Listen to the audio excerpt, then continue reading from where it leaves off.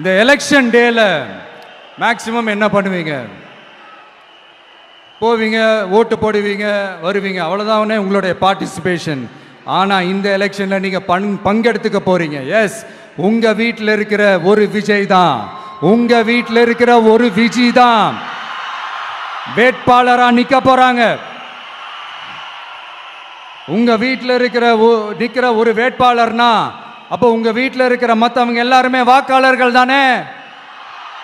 உங்கள் அம்மா, உங்கள் அப்பா, உங்கள் அண்ணன், உங்கள் தம்பி, உங்கள் சொந்தம் டிவிக்கே வேட்பாளர் அப்படின்னா அப்போ உங்கள் ஓட்டு விசில் சின்னத்துக்கு தான் எல்லாருக்குமே தெரியும். ஏன், நம்மளோட எதிரிங்களுக்கு கூட அது நல்லாவே தெரியும். அதனால தான் நமக்கு எதிராக அவ்வளவு அவதூறு பரப்புறாங்க. என்னென்ன அவதூறு பரப்புறாங்கன்றது உங்களுக்கே நல்லா தெரியும். ஆனால் அவங்களுக்கு தெரியாது, என் மேலே அவதூறு பரப்புனா அது மக்கள் மேலே அவதூறு பரப்புற மாதிரின்னு.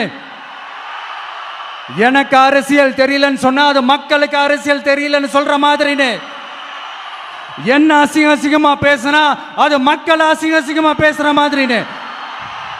எனக்கு எதிராக செய்யற ஒவ்வொரு செயலும் அது மக்களுக்கு எதிராக செய்யற செயல் அவங்களுக்கு தெரியாம போச்சு. இந்த விஜயும் மக்களும் வேறு வேறு இல்லை. இந்த விஜயும் மக்களும் ரத்தமும் சதையும் மாறி, உடலும் உயிரும் மாறி, ஒன்னிலிருந்து ஒண்ண பிரிக்கவே முடியாது. எஸ், சென்சிட்டிவான சென்டிமெண்ட், அது சென்சிட்டிவான சென்டிமெண்ட்.